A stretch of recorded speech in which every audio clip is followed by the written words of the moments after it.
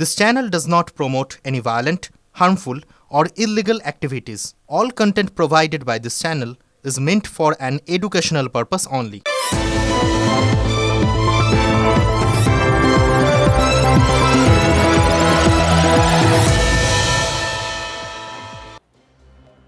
নমস্কার, দেখছেন টিভি9 Bangla super prime টাইমের স্পেশাল এপিসোডে আপনাদের সঙ্গে আমি অনির্বাণ।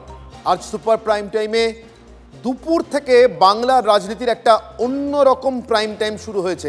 সেই প্রাইম টাইমের খবর, অর্থাৎ একদিকে অভিষেক বন্দ্যোপাধ্যায়ের বাড়িতে সিআইডির দুবার যাওয়া, দুটো বাড়িতে তাকে নোটিশ সার্ভ করবার জন্য, সোমবার ভবানী ভবনে তাকে তলব করা, বিধানসভাতে যে সই বিতর্ক তার কারণে।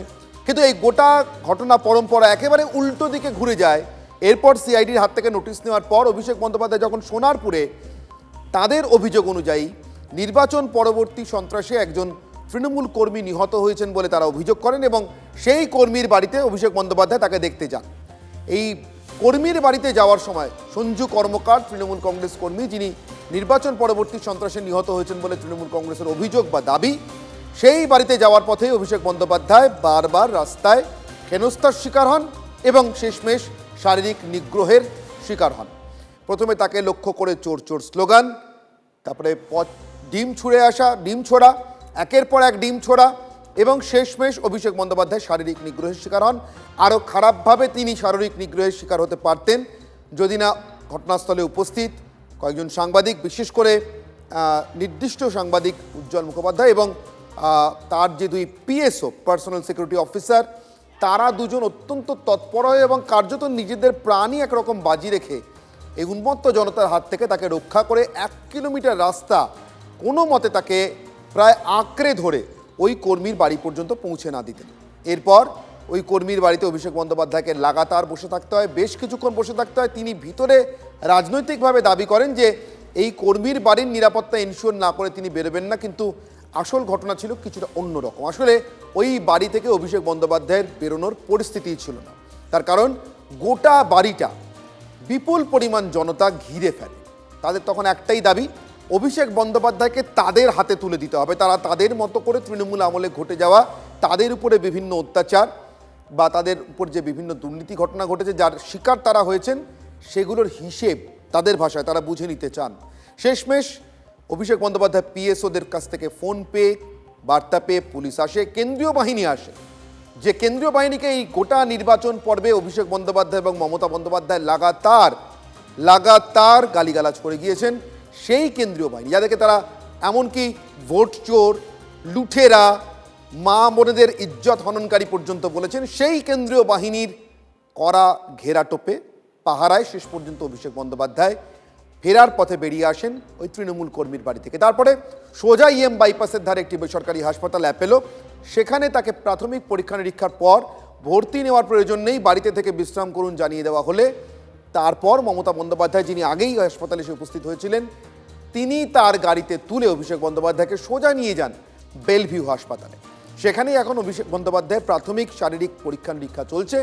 তার চিকিৎসার প্রয়োজন আছে কিনা সেটা চিকিৎসকরা বোঝার চেষ্টা করছেন, সেই আপডেট আপনাদেরকে দেবো। কিন্তু তার আগে অভিষেক বন্দ্যোপাধ্যায়কে ঘিরে আজকে যা ঘটলো, মানে এই সোনারপুর পর্ব, মার ছোড়া হলো ডিম, শুনতে হলো চোর চোর কটাক্ষ, শীত ঘুম ভেঙে রাস্তায় বেরোতেই, যদিও বা 4 মের পর আজ 30শে মে, 26 দিন পর, 25 দিন পর, 26 দিনের মাথায় বেরোলেন তৃণমূলের সর্বভারতীয় সাধারণ সম্পাদক, অবশেষে কেন্দ্রীয় বাহিনীর ঘেরাটোপে সোনারপুর ছাড়লেন। কিন্তু শেষমেশ যা ঘটলো সারাদিন তাকে ঘিরে, তার একটা ক্যাপসুল।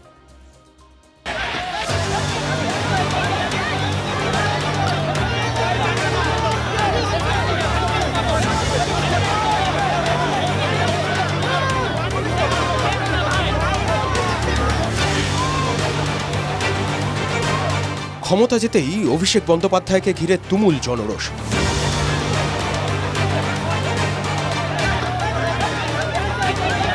তৃণমূলের স্বঘোষিত যুবরাজকে মার, কানের কাছে চোর চোর বলে চিৎকার। ভোটে হারার 26 দিন পর খোলস ছেড়ে রাস্তায় নামতেই বেকায়দায় অভিষেক বন্দ্যোপাধ্যায়।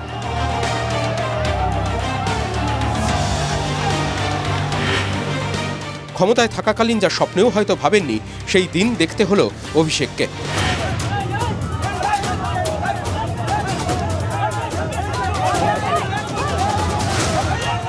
রাস্তায় নেমে সাধারণ মানুষের কাছে মার খেতে হলো, ছিঁড়ল জামা, তাকে লক্ষ্য করে পরপর কাঁচা ডিম ছুড়ল জনতা।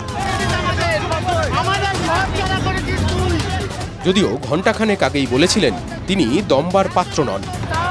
আমাকে সিআইডি দিয়ে, কেএমসি দিয়ে বাড়ি ভেঙে, ঘর ভেঙে, অফিস ভেঙে আক্রমণ করে, মাথায় আঘাত করে, যা ইচ্ছা এরা চেষ্টা করে, আমি দমার ছিলেন। কিন্তু সোনারপুরে জনরোষের মুখে পড়েই অভিষেকের সুর বদল। পুলিশের বিরুদ্ধে তুললেন জনরোষের অভিযোগ।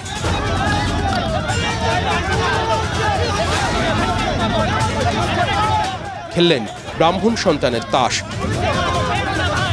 মাথাটা ফেটে চৌচির হয়ে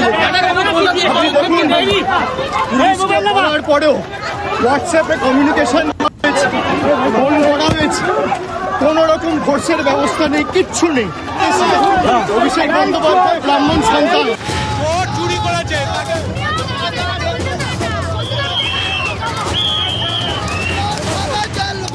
জনতা চেঁচালো চোর চোর, দেখালো কালো পতাকা। 2015 সালে চণ্ডীপুরে একটি জনসভায় বক্তব্য রাখার সময় তৃণমূল কংগ্রেস সাংসদ অভিষেক বন্দ্যোপাধ্যায়কে চড় মারেন এক ব্যক্তি। এরপর অভিষেক নিরাপত্তার বহরে ধরাছোঁয়ার বাইরেই চলে যান।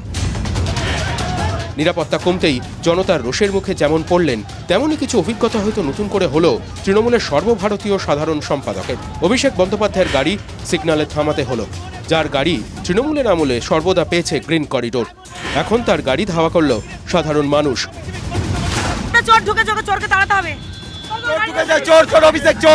অভিষেক সবচেয়ে বড় চোর, পুরো পশ্চিমবাংলাটাকে চুরি করে খাচ্ছিল। মা মাসি পিসি সব মিলে বাংলাটাকে শেষ করেছে।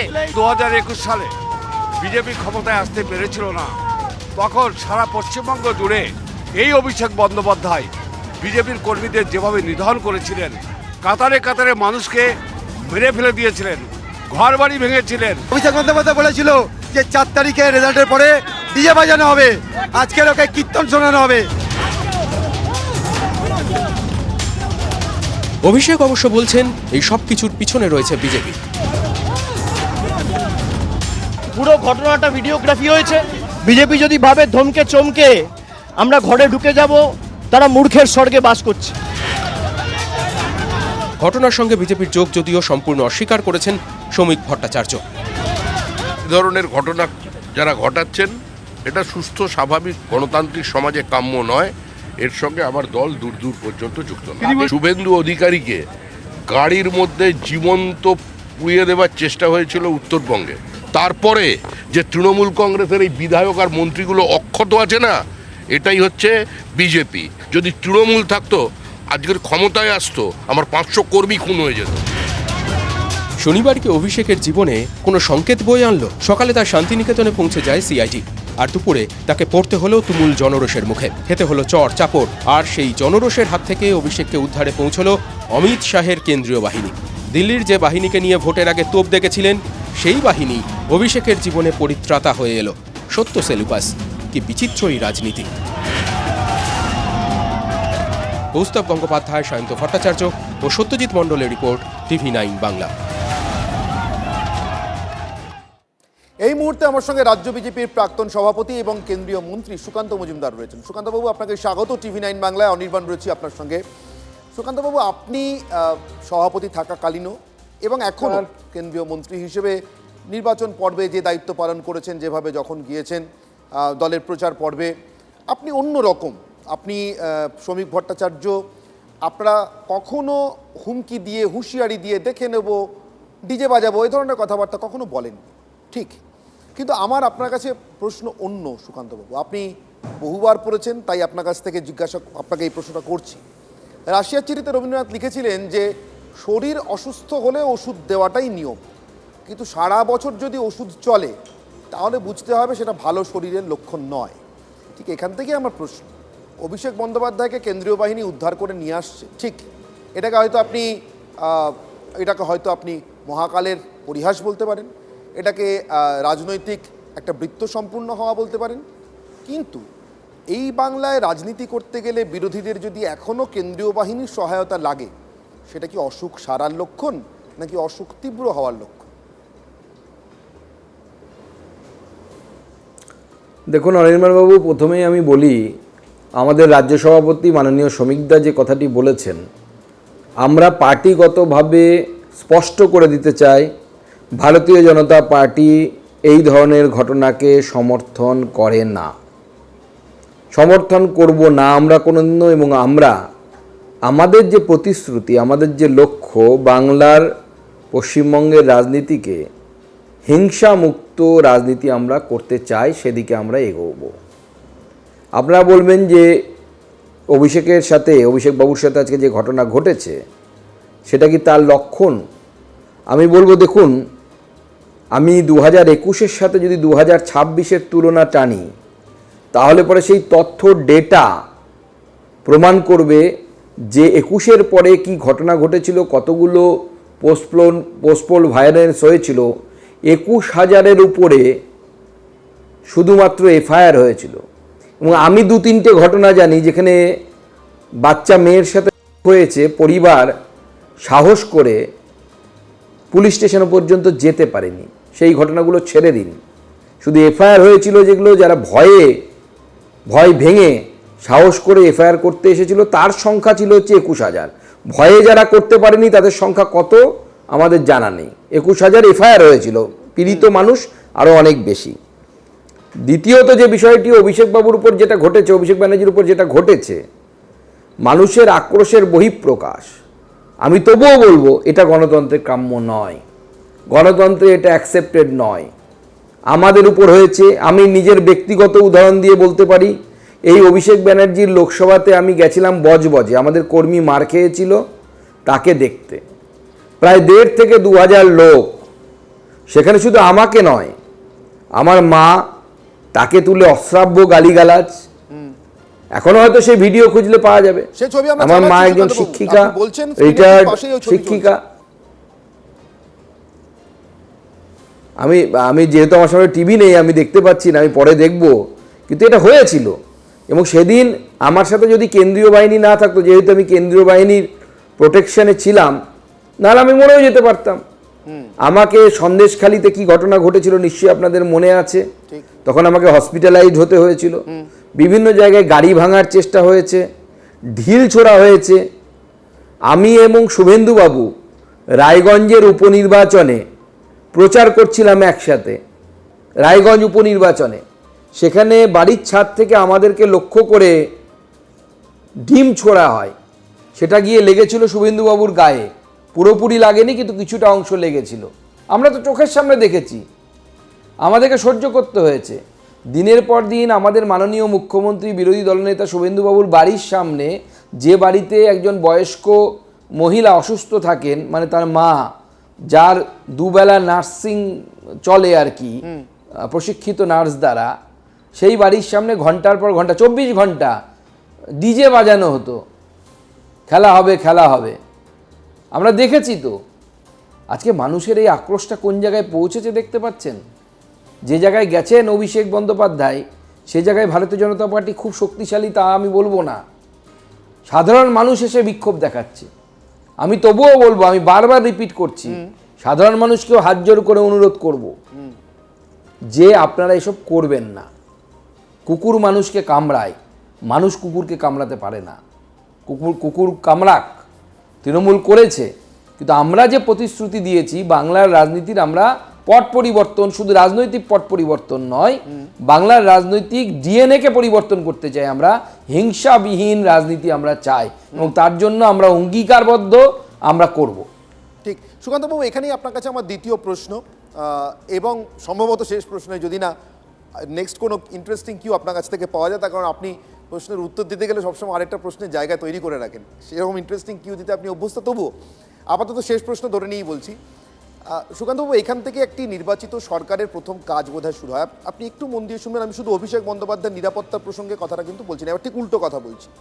ঠিক আজকে আমরা দেখেছি এমন অনেক মানুষ এসছেন, একজন বলেছেন আমি এসএসসির চাকরি প্রার্থী, আমার হকের চাকরিটার কথা জানতে এসেছি, যেটা ওনাদের সরকার চুরি করেছিল। এখন আইনের শাসন এ রাজ্যে 15 বছর বলবৎ ছিল না, এটা সবাই জানে।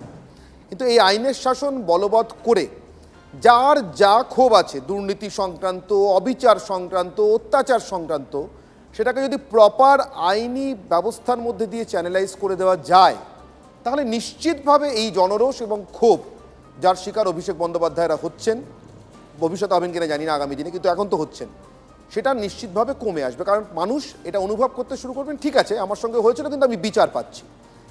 এটা কিন্তু নির্বাচিত সরকারের প্রথম এবং সবথেকে বড় কাজ পশ্চিমবঙ্গের মতো একটা রাজ্যে ক্ষমতায় আসার পর, যা ঘটে গেছে এখানে 15 বছর, সেই কাজটা কতটা দ্রুততার সঙ্গে করা প্রয়োজন বলে আজকের ঘটনাটা আপনাদের চোখে আঙুল দিয়ে দেখিয়ে দিল সুকান্তবাবু।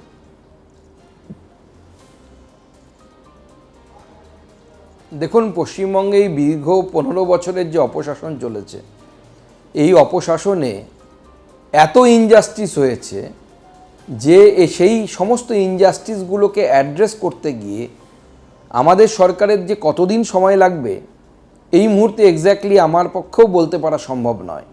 তবে আমাদের সরকার কাজ শুরু করে দিয়েছে। মাননীয় মুখ্যমন্ত্রী অত্যন্ত দ্রুততার সাথে কাজ করছেন। আগামী কিছুদিনের মধ্যে আমাদের মন্ত্রিসভার এক্সটেনশনও আশা করছি হয়ে যাবে, এবং সেই এক্সটেনশন হওয়ার পর আমাদের মাননীয় মন্ত্রী যারা হবেন তারা আরও বিশদে এবং আরও মাইনিউটলি প্রত্যেকটি সমস্যাকে মেটানোর চেষ্টা করবেন। এসএসসির কথাই যদি ধরা যাক, 2016 প্যানেল, 2022-এর প্যানেল, ট্রেন আনট্রেন, এমন একটা জট এই সরকার বাঁধিয়ে দিয়ে গেছে, কাকে 10 নাম্বার বেশি, কাকে 10 নাম্বার কম, মানে অ্যাসপিরেন্টদের ভিড়। আমি যখন আমার নিজের এলাকায় গিয়ে সাংসদ হিসেবে জনগণের সাথে দেখা করি, এই কিছুদিন আমি করে এলাম, আমি লাগাতার 4 দিন, প্রতিদিন 100-র উপরে লোক, তাদের মধ্যে বেশিরভাগই হচ্ছে এই ধরনের চাকরি সংক্রান্ত সমস্যা নিয়ে তারা আসছেন, তাদের সমস্যার কথা বলছেন। এবং প্রত্যেকটি জায়গায় এমন একটা জট পাকিয়ে রেখে গেছে এই সরকার, সে শিল্পায়নের ক্ষেত্রে বলুন, চাকরির পরীক্ষার ক্ষেত্রে বলুন, কারো জমি দখল হয়ে গেছে, কারো মেয়ের সাথে একসময় বিজেপি করার জন্য এমন ঘটনা ঘটেছে যা বাইরে বলা সম্ভব না পরিবারের পক্ষে, এফআইআর করতে পারেনি। চারিদিকে শুধু অন্যায় আর অন্যায়, অন্যায় ছাড়া কিছু হয়নি এই 15 বছরে। প্রচুর মানুষ তারা ডিপ্রাইভড, তাদের যা পাওয়ার কথা ছিল তারা পাননি। সেই জন্য মানুষের মধ্যে একটা বিরাট ক্ষোভ তৃণমূল কংগ্রেসের নেতাদের বিরুদ্ধে আছে, এটা অস্বীকার করার জায়গা নেই, তাহলে মিথ্যে কথা বলা হবে। এবং তারপরেও বিজেপির কোনো কর্মী ঝান্ডা নিয়ে গিয়ে তৃণমূল কংগ্রেসের কোনো বিধায়ককে পেটাতে যায়নি। কোনো তৃণমূলের পার্টি অফিস, আমরা যে কটা আমাদের কিছু অতি অত্যুৎসাহী কিছু কর্মী তৃণমূল কংগ্রেসের পার্টি অফিস দখল করতে গেছিল, আমরা সেই পার্টি অফিস ফিরিয়ে দিয়েছি। আমি নিজের এলাকায় 2টো ফিরিয়ে দিয়েছি। আমরা বলেছি ওটা হবে না, বিজেপিতে ওটা হতে পারে না। তৃণমূলের নেতারা বিভিন্ন জায়গায় টাকা নিয়ে রেখেছে চাকরি দেবে বলে। বলুন তো, সেই মানুষ যারা টাকা দিয়েছে তারা কি করবে? টাকা তো ফেরত চাইবে যারা টাকা দিয়েছে। আমরা চাইবো না, আমরা টাকাও দিইনি, আমাদের ফেরত নেওয়ার দরকার নেই বা ফেরত নেওয়ার প্রয়োজন নেই। কিন্তু তৃণমূলের নেতারা যারা টাকা নিয়েছেন এবং যারা দিয়েছেন তারা তো এখন টাকা চাইছে, তারা পগার পান, এলাকায় নেই। এখন খোঁজ নিয়ে দেখুন, বহু তৃণমূল নেতা পগার পান, সে তার এলাকায় নেই। বিজেপি মারবে সেই ভয়ে নেই, ওই মানুষ যাদেরকে চাকরি দেবে বলে টাকা নিয়েছে তারা বাড়িতে এসে হামলা করছে। তো তারা বলছে আমার টাকা দাও, তোমরা তো আর সরকারে নেই, তোমরা তো আর চাকরি দিতে পারবে না। এই পরিস্থিতি, এই জায়গা থেকে পশ্চিমবঙ্গকে বের করা আমাদের সামনে একটা বড় চ্যালেঞ্জ। আর পশ্চিমবঙ্গকে এই বড় চ্যালেঞ্জ নিয়েই আমরা হাতে নিয়েছি। বিজেপি এই ধরনের কাজই করে, যেগুলো বড় চ্যালেঞ্জ, যেটার কথা কেউ সলিউশনের কথা ভাবতে পারে না। 370 ধারা হোক, অযোধ্যায় রাম মন্দির হোক, এই ধরনের বড় বড় চ্যালেঞ্জ সমাধান করার কাজ জন্যই ভারতীয় জনতা পার্টির সরকার এখানে এসেছে। আমাদের মুখ্যমন্ত্রীর নেতৃত্বে আমরা অবশ্যই করব। অনেক ধন্যবাদ সুকান্তবাবু আমাদের সঙ্গে সময় দেওয়ার জন্য। পার্টি উইথ এ ডিফারেন্স, তার প্রথম সরকার, মানে বিজেপির প্রথম সরকার পশ্চিমবঙ্গে, সেই সরকারটাও গভর্নমেন্ট উইথ এ ডিফারেন্স হোক, এ আশা থাকবে। আমার সঙ্গে এই মুহূর্তে অর্জুন সিং, রাজ্যের বিধায়ক, আমার সঙ্গে রয়েছেন, প্রাক্তন সাংসদও বটে। অর্জুনবাবু, আপনাকে স্বাগত TV9 বাংলায়। অভিষেক বন্দ্যোপাধ্যায়ের সঙ্গে আজকে যে ঘটনা ঘটেছে, আমি তার পরিপ্রেক্ষিতে আপনাদের সঙ্গে পরপর কথা বলছি। এটাও ঘটনা অর্জুনবাবু, আমি শুরুতেই বলে নিচ্ছি, আমি জানি আপনারা বলবেন আজকে আপনাদের নিশ্চিতভাবে আপনাদের দলের অসংখ্য কর্মীর, আপনিও অনেক কর্মীর বাড়িতে ছুটে গিয়েছেন, তাদের হয়তো আপনাদের এই গত 15 বছরে বারবার আক্রান্ত হওয়ার কথা, অত্যাচারিত হওয়ার কথাগুলো সামনে আসবে, মাথায় আসবে। কিন্তু তবু আইনের শাসন অলা একটি রাষ্ট্রে এবং রাজ্যে, তার অন্তর্গত একটি রাজ্যে আইনের শাসনটা তো বলবৎ রাখতে হবে। আপনার কি মনে হয় ভবিষ্যতে এমন ঘটনা, আজকে তো যা ঘটে গেল আপনারা নিন্দা করছেন বুঝতে পারছি, কিন্তু ভবিষ্যতে এমন ঘটনা আটকানোর জন্য কি আরো বাড়তি তৎপরতা প্রয়োজন? না, ভবিষ্যৎ তো এরকম ঘটনা কি করে আটকাবে যেখানে মানুষ রিয়েক্ট করবে। সারা বাংলায় প্রত্যেকটা থানা 17টা থেকে 18টা কনস্টেবল আছে, 5টা থেকে 6টা সাব ইন্সপেক্টর আছে। পুলিশের চাকরি ভর্তি প্রায় 4 বছর 5 বছর 7 বছর ধরে হয়নি। তো মমতা ব্যানার্জি সরকার তো ল অ্যান্ড অর্ডার শুধু সিভিক ভলেন্টিয়ার ক্রিমিনালদের হাতে তুলে দিয়েছে। আজকে যে লোকের উপরে অত মানুষ ক্ষিপ্ত হয়ে গেছিল, 321টা খুন করিয়েছে। ওর বক্তব্য শুনে শুনে তৃণমূলে অতি উৎসাহী ক্রিমিনালরা ওই সময়কার কিছু পুলিশ অফিসারকে সঙ্গে নিয়ে তারা মৃত্যুর তাণ্ডব চালিয়েছে। আজকে দেখ কেমন লাগে, যে লোকটা বলছিল সরাসরি ডিজে বাজাবো, যে লোকের দলের লোকরা বলছে নকুল দানা খাওয়াবো, যে লোকের দলের লোকরা বলছিল চাড়াম চাড়াম করব, যে লোকটা আজকে যারা খুন হচ্ছেন তাদের জন্য মমতা ব্যানার্জি তার নেত্রী বলেছিলেন কি এরকম ছুটফাট ঘটনা হতে পারে। 65 লোক খুন হওয়ার পরে ছুটফাট ঘটনা বলা যায়? মানুষকে মেরে গাছে ঝুলিয়ে দেওয়া হচ্ছে বলে সুসাইড করেছে, মানুষ ওখানে রিয়েক্ট করেছে। আমাদের সুকান্ত বাবু খুব ভালো কথা বললেন একটা, কি ওখানে বিজেপি এরকম স্ট্রং নেই কি বিজেপি এটা করবে, এর সঙ্গে বিজেপি কোনো সম্পর্ক নেই। উনি যাচ্ছেন, পাবলিক উনাকে তাড়া করছে, ডিম মারছে, উনি মিথ্যা কথা বলছেন, উনি খুন করার চক্রান্ত ছিল। আমি পৃথিবীতে কোনো দিন এরকম ঘটনা ঘটেনি, দেখিনি কি ডিম মেরে খুন করা যায়। আমি তো দেখেছি আমাদের উপরে গাড়ির উপরে হামলা বন্দি হয়েছে, সুকান্ত বাবুর গাড়ি ভাঙচুর হয়েছে, শুভেন্দু বাবু গাড়ি ভাঙচুর হয়েছে, এরকম দীর্ঘ লোকের উপরে গাড়ি ভাঙচুর, বাড়িতে বোমা মারা, গাড়িতে গুলি চালানো, গাড়িতে আগুন ধরিয়ে দেওয়া। শুভেন্দু বাবু গাড়িতে তো এই ইলেকশনের সময় আগুন ধরিয়ে দেওয়ার চেষ্টা হয়েছে। আপনি জানেন আমার বাড়িতে বোম মারা জন্য 2টো ক্রিমিনালকে 10 বছর সাজা হয়েছে, এটা তো কোনো লুকোনোর ব্যাপার। আজকে উনি পুলিশ এনআইএ তদন্ত করে 10 বছর সাজা হয়েছে, আজকে উনি পুলিশ খুঁজছে। লজ্জা লাগে না? সব পুলিশকে তুলে নিয়ে উনি মিছিল করতেন, আজকে পুলিশ খুঁজছেন। পুলিশরা আছে কোথায়? সব তো সিভিক ভলেন্টিয়ার। এরপরেও নির্লজ্জ মতন আজকে উনি মুখ্যমন্ত্রীকে চ্যালেঞ্জ করছেন। আরে মুখ্যমন্ত্রীকে চ্যালেঞ্জ হওয়ার যোগ্যতা তোমার নেই। তুমি পিসির ভাইপো হয়ে আর প্যারাসুট থেকে নেবে পুরো বাংলা দখল করে কয়লা বালু কোন এরকম ব্যাপার আছে? জল চুরি করতো, মাটি চুরি করতো, সব জায়গা থেকে ওকে পয়সা চাই। এরকম পয়সা আজকে কি পয়সা বাঁচাতে পারলো? ওই প্রাইভেট সিকিউরিটি রেখেছিল তো কিছু লোককে, বাঁচাতে পারলো? পারবে না। মমতা ব্যানার্জি পুরো পরিবারটা চোর, একটা না দুটো না। এখন এই পরিস্থিতির সম্মুখীন হবেন বারে বারে, রাজনীতি করা ছেড়ে দিতে হবে, সেটা তো একটা আইনের শাসনালা রাজ্যে সম্ভব নয়। ছাড়তে হবে। রাজনীতি করবে কেন? আর রাজনীতি করবে কেন আপনি বলুন তো? এই রাজনীতি করার জন্য মানুষকে খুন করেছে এরা। এই সেই মানুষের যার পরিবারের লোকরা খুন হয়েছে, বাড়ির লোকরা ঝুলিয়ে দেওয়া হয়েছে, মেয়েদের বলাৎকার করা হয়েছে, ভয়ে বলছিল না, আজকে তারা কি ছেড়ে দেবে ওনাকে? আমি বলছি, আমি এটা উনার সঙ্গে ঘটনা ঘটেছে, আমি ধরুন প্রতিবাদ জানাচ্ছি কি এটা ঠিক হয়নি, আমার প্রতিবাদটা কে শুনবে বলুন তো? যখন মানুষ বিরুদ্ধে চলে যায় তাহলে 93% ভোট পোল হয় বাংলায়। কোনোদিন সম্ভব ছিল 93% ভোট পোল? 86% হিন্দু বাড়ি থেকে বেরিয়ে ভোট দিয়েছে, এটা কোনোদিন সম্ভব হয়েছিল? মানুষ অত রেগে গেছে বিগত সরকারের উপরে, তৃণমূল সরকারের উপরে, কি একটা পরিবার বাংলায় লুটে পুটে খেলো, পুলিশকে চাকর বাকর বানিয়ে দিয়েছিল।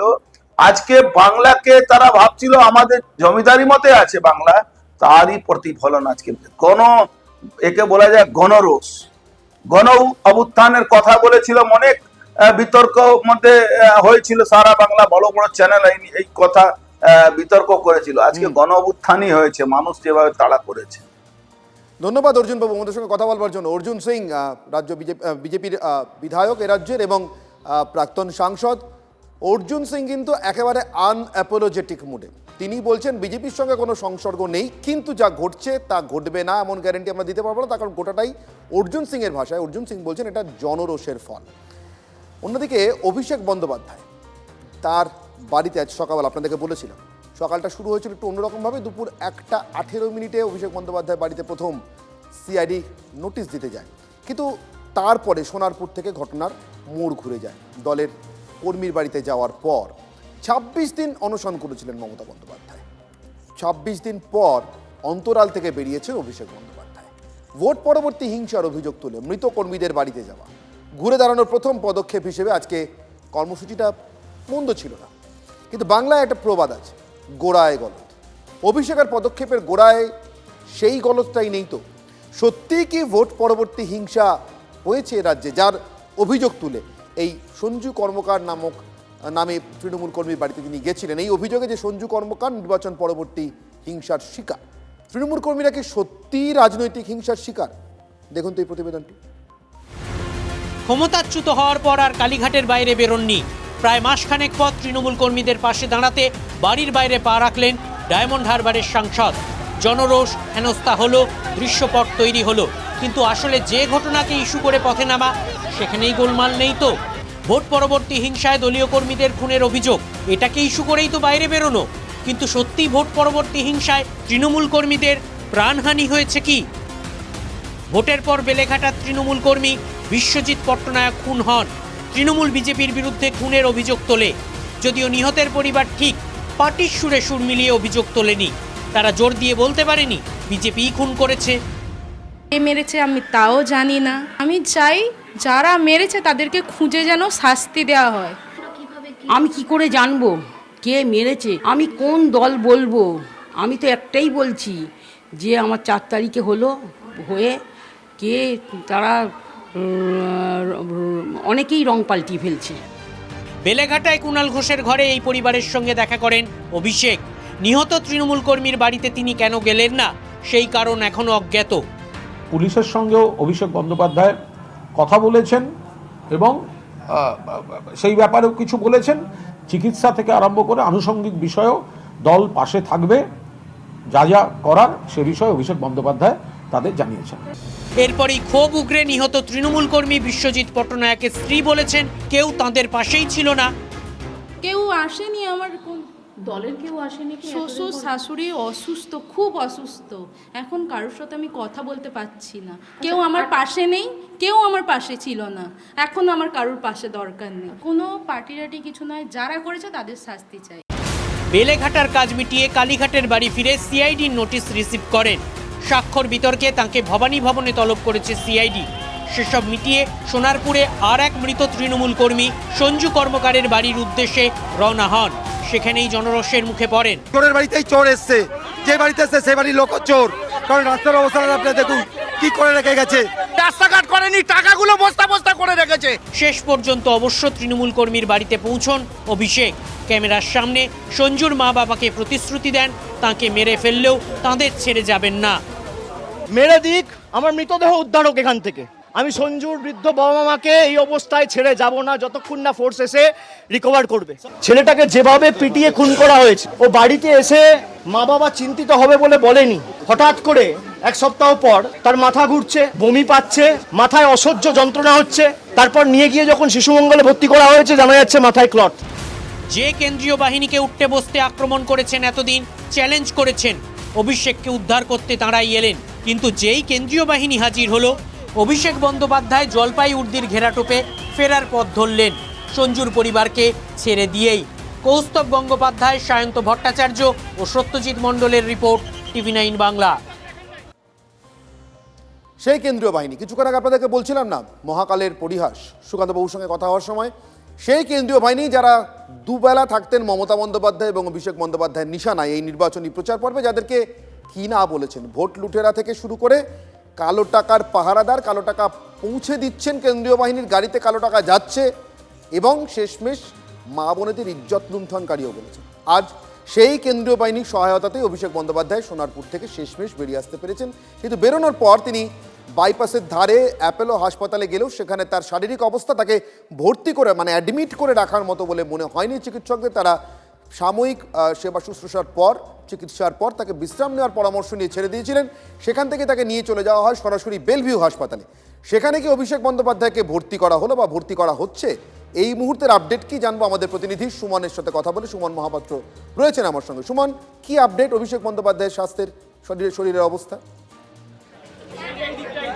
দেখো, যেটা অনির্বাণ, যেটা তৃণমূলের তরফ থেকে জানানো হচ্ছে, অভিষেক বন্দ্যোপাধ্যায়ের কাঁধে, পিঠে এবং মাথায় চোট রয়েছে, সে কারণে তাকে এখন আইটিইউতে রাখা হয়েছে এবং তার যাবতীয় যে পরীক্ষাগুলো সেগুলো করা হচ্ছে এবং তাকে এখানে অ্যাডমিট করা হচ্ছে বলে তৃণমূল নেতৃত্ব সে জানিয়ে গেল, কুণাল ঘোষ জানিয়ে গেলেন যে তাকে এখানে ভর্তি করা হচ্ছে। তবে প্রশাসনিক স্তর থেকে নাকি চাপ আসছে বলে তাদের অভিযোগ এবং সে কারণেই আগের হাসপাতালটায় তাকে ভর্তি করা যায়নি, সেখানে তার চিকিৎসা করা যায়নি। এখানেও নাকি লাগাতার প্রশাসনিক চাপ আসছে বলে তারা কোট আনকোট অভিযোগ করছেন। তবে অভিষেক বন্দ্যোপাধ্যায় তিনি এখানে স্ট্রেচারে করে যখন ঢোকেন, তারপর তাকে আইটিইউতে এখন রাখা হয়েছে এবং তার চিকিৎসা চলছে। প্রাথমিকভাবে তার যে চোটগুলো রয়েছে সেগুলোকে এক্সরে করা হবে, সেখানে কোনো গুরুতর আঘাত রয়েছে কিনা সেগুলো দেখা হবে। পাশাপাশি তার মাথায় হেলমেট পরেছিল, সেই অবস্থাতেও নাকি তার মাথায় চোট লেগেছে। সেক্ষেত্রে সিটি স্ক্যান, যাবতীয় যা যা প্রয়োজন চিকিৎসকরা খতিয়ে দেখছেন এবং তিনি আজকে এখানে অ্যাডমিট হচ্ছেন, ভর্তি হচ্ছেন। এটা কিন্তু তৃণমূলের নেতাদের তরফ থেকে জানানো হলো। ধন্যবাদ সুমন। আমরা কথা বলছিলাম আমাদের প্রতিনিধি সুমন মহাপাত্রের সঙ্গে। বেলভিউতে সাময়িক পরীক্ষা নিরীক্ষা, প্রাথমিক পরীক্ষা নিরীক্ষা যেটা চলছে, তাতে তার ভিত্তিতে তৃণমূল কংগ্রেসের দাবি আপাতত আইটিইউতে রাখা রয়েছে অভিষেক বন্দ্যোপাধ্যায়কে এবং তাকে ভর্তি করা হবে বেলভিউ হাসপাতাল কর্তৃপক্ষ, অন্তত তেমনটাই তাদেরকে বলেছেন বলে তাদের দাবি। কুণাল ঘোষ, তৃণমূল কংগ্রেসের বিধায়ক, বেলেঘাটার বিধায়ক, কি বলেছেন এই প্রসঙ্গে একবার শুনবো। হামলা হয়েছে, একেবারে ছবিতে দেখা যাচ্ছে কারা কারা কি কি করছে, স্লোগান হচ্ছে জয় শ্রীরাম। এরপর যখন তাকে অ্যাপোলো হাসপাতালে নিয়ে যাওয়া হয়, শোনা যায় যে বলা হচ্ছে অনুমতি নিতে হবে। আরে কার অনুমতি নিতে হবে? একজন জখম ব্যক্তি এসছেন, তার অনুমতি চিকিৎসায়। আমরা বুঝতে পারছি হাসপাতাল কর্তৃপক্ষ চাপে আছেন। সেখান থেকে আনা হয়েছে বেলভিউতে, এখন তিনি আইটিইউতে চিকিৎসাধীন। পুলিশ প্রশাসনের শীর্ষ মহল থেকে চাপ আসছে এই বেলভিউয়ের উপরেও যে তাকে অ্যাডমিট রাখা যাবে না।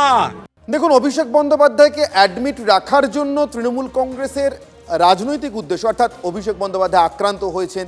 সাধারণভাবে যে কোনো রাজনৈতিক দল তার শীর্ষস্তরের নেতানেত্রী আক্রান্ত হলে সেটাকে যতটা সম্ভব রাজনৈতিকভাবে এনক্যাশ করতে চায়। এর মধ্যে রাজনৈতিক চেষ্টা যতটাই থাকুক না কেন, যাই থাকুক না কেন, আপনি বলতে পারবেন না যে এটা অভিনব, এর আগে কেউ করেনি।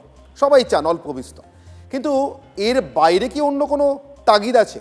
তার কারণ আজ অভিষেক বন্দ্যোপাধ্যায় এই সোনারপুরে যাওয়া অথবা তার দলের অন্য কর্মীর বাড়িতে যাওয়া, তারা প্রত্যেকেই নির্বাচন পরবর্তী হিংসায় নিহত হয়েছেন এই অভিযোগ সামনে রেখে তার আগে কিন্তু খুব গুরুত্বপূর্ণ কিছু ঘটনা ঘটে গিয়েছে। অভিষেক বন্দ্যোপাধ্যায়ের ভবানীপুরের বাড়িতে গিয়ে নোটিশ ধরিয়ে এসছে সিআইডি। সেই নোটিশে তাকে সোমবার দিন ভবানী ভবনে তলব করা হয়েছে। এখন অভিষেক বন্দ্যোপাধ্যায় যদি হাসপাতালে ভর্তি থাকেন তাহলে সাধারণভাবে, বা ভর্তি হন তাহলে সাধারণভাবে সোমবার, মানে তাকে আজকে হাসপাতালে ভর্তি করা হচ্ছে শনিবার রাতে, সেই মানুষকে সোমবার এই নোটিশ সার্ভ করা অবস্থায় তলবে ডেকে পাঠানো এবং তিনি আসবেন এটা আশা করা একটু বাড়াবাড়ি হয়ে যায়। এবং তিনি যদি একটা মেডিকেল সার্টিফিকেট হাসপাতাল মারফত পাঠিয়ে দেন, সেটা পুলিশকেও সম্ভবত স্বীকার করতে হয়। তাই কি এই ভর্তি করার এত তাড়াহুড়ো তৃণমূল কংগ্রেসের দিক থেকেও? যদি হাসপাতালের উপরে কোটানকোট প্রশাসনিক চাপ থাকে, তৃণমূলের উপর কি কোথাও এই সিআইডি নোটিশের চাপ আছে? দেখুন তো।